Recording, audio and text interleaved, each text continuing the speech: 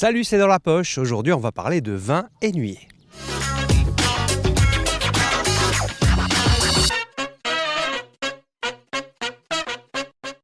Derrière moi, les vignes, celles du vignoble de la Portelette à l'Aube. On va aller faire une petite visite ensemble dans le cadre de rendez-vous en terre agricole.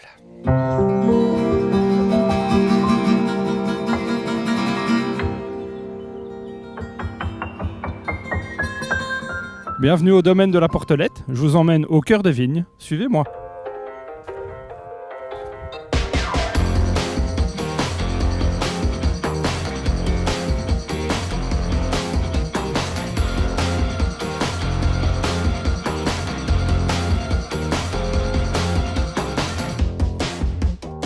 On a 6 cépages pour le moment sur le vignoble. Ici on est sur la parcelle qu'on a plantée en premier en 2018. On a Muscaris, Souvigné Gris et puis Johanniter à l'arrière. Ce sont 3 cépages résistants.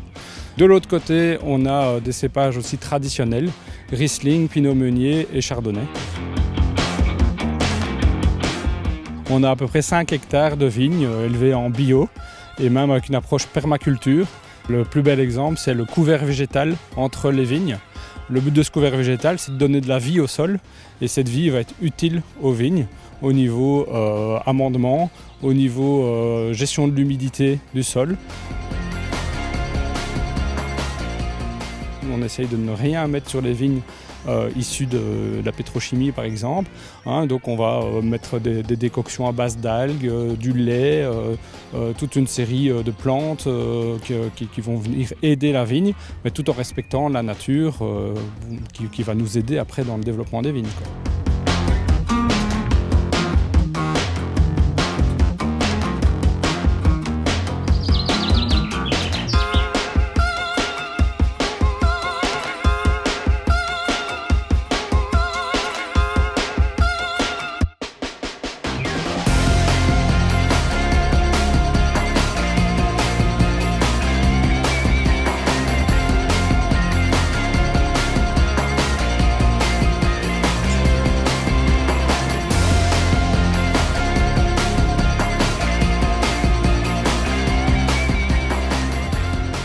C'est pas mal, hein. On est assez heureux du résultat. 2022, évidemment, c'est un millésime qui nous a pas mal aidé en fait, dans la qualité, puisque c'est un millésime extraordinaire. Et puis là, on avait aussi l'expérience de l'année précédente en vinification. Donc on arrive quand même maintenant à avoir des vins qui sont plus que corrects, qui dépassent même nos attentes en matière de qualité. C'est un assemblage de 3 cépages. On a le Muscaris, le Souvigné Gris et le Johanniter. Le Muscaris et le Souvigné Gris sont vendangés en même temps et sont vinifiés en fait en même temps. Le Johanniter est vinifié en fait à part. Et on assemble tout ça après dégustation pour savoir en fait comment on va gérer et les fûts et les cuves qu'on a mis dedans.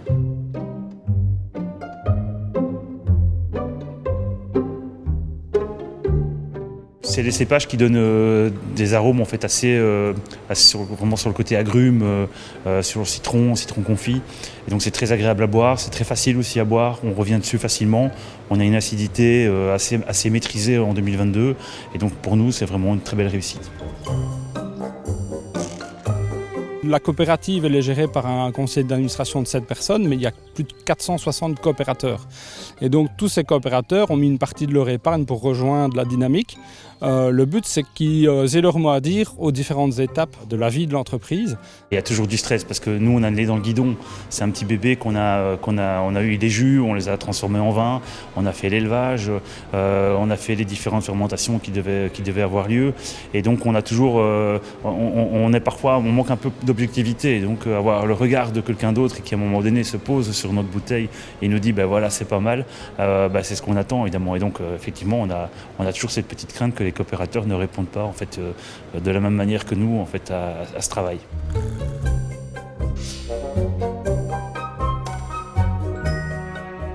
Et donc ce samedi 27 mai, toute la journée, on a une grande festivité ici au cœur des vignes où il y a un marché des producteurs, où il y a un concert, où il y a des jeux pour les enfants. C'est un événement familial, ouvert à tous, pas que les coopérateurs, où évidemment on pourra goûter nos vins et acheter nos vins. C'est la première fois que nos vins sont disponibles au grand public. L'année passée, c'était uniquement pour les coopérateurs. tous ceux qui veulent venir sont les bienvenus. Il paraît que la vigne adore la musique, ça tombe bien, on prend la direction de la Louvière pour découvrir une salle qui propose régulièrement des groupes de covers. Bienvenue au Stock, endroit mythique de la région du Centre. Ça vient à la base d'un groupe de répètes rock en stock et voilà, maintenant on se retrouve à gérer une belle petite salle de concert. Hey little girl, is your daddy home? Did he go and leave you? On a lancé depuis peu des jeudis apéro, je veux dire là, on est en mode DJ. On a eu Kid Noise par exemple, voilà, un DJ connu, on va avoir des DK prochainement, le jeudi. Les vendredis, les samedis, des concerts. Je suis contacté limite de l'Europe, voire du monde entier par des groupes, donc c'est que on parle du stock. Le groupe de ce soir, c'est des habitués, ils viennent une fois par an, c'est pour moi bluffant, c'est du Phil Collins. On ne limite pas, on rend juste hommage, on essaye de faire au mieux parce que c'est un très très grand artiste. Et Phil Collins, t'es allé le voir en concert? Oui, on n'est pas au niveau. On a la chance aussi d'avoir aussi des partenaires où ils viennent nous trouver et on organise, ou du moins co-organise des événements. Peut-être un groupe qui veut se présenter là. Non, c'est... Salut, c'est dans la poche, ici Vincent Rosard, ingé son du groupe The Watch, tribute band de Genesis. Aujourd'hui, on est à San Benedetto, en Italie, en pleine annonce du concert de ce soir, demain à Rome. Et la tournée européenne se poursuit, elle passera par la Louvière. Bonjour la Belgique, nous sommes The Watch. Cela fait plus de 2 ans que nous avons le plaisir de rejouer la fantastique musique de Genesis. C'est quoi la vie d'une ASBL comme ça, de deux amis qui veulent se lancer dans la production de concerts? C'est un peu chaotique au début parce qu'on ne sait pas comment s'y prendre et on a eu la chance de rencontrer un grand monsieur du rock qui s'appelle Marc Isaïe et qui a créé notre projet et le premier concert qu'on a fait c'était à l'Auditorium Abel Dubois justement avec nos amis de The Watch et puis après à cette époque-là en 2013 il y avait la dynamique de Mons 2015 donc il y avait pas mal de salles disponibles. Ceci dit, la Louvière c'est pas très loin. Non, mais Angelo ici nous accueille dans sa magnifique salle, moi j'espère qu'un jour il y aura un endroit tel que celui-ci à Mons.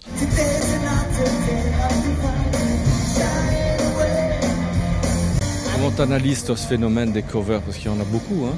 Oui, chez nous, à l'époque, c'était beaucoup des orchestres de bal, comme nous on disait, les gens qui dansaient avec tous les styles musicaux. À l'heure d'aujourd'hui, maintenant, je crois que les tribute bands ont pris la place des orchestres de bal pour danser, tout ça, parce que les gens s'identifient à ça. Sans les covers, si on ne fait que de la composition, c'est voué à l'échec. Je pense que les gens ils veulent venir s'amuser et ils veulent s'amuser sur des musiques que les gens, que tout public connaît.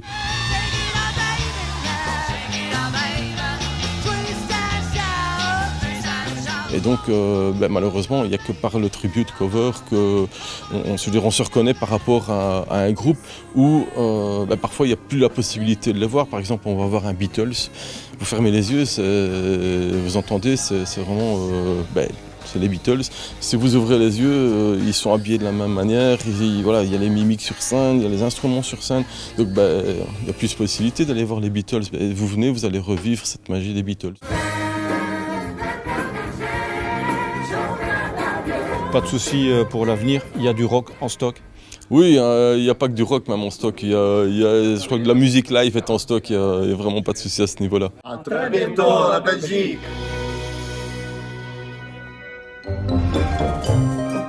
C'est dans la poche, c'est fini. N'oubliez pas de venir ce week-end ici même à l'Aube pour les portes ouvertes du domaine de la Portelette.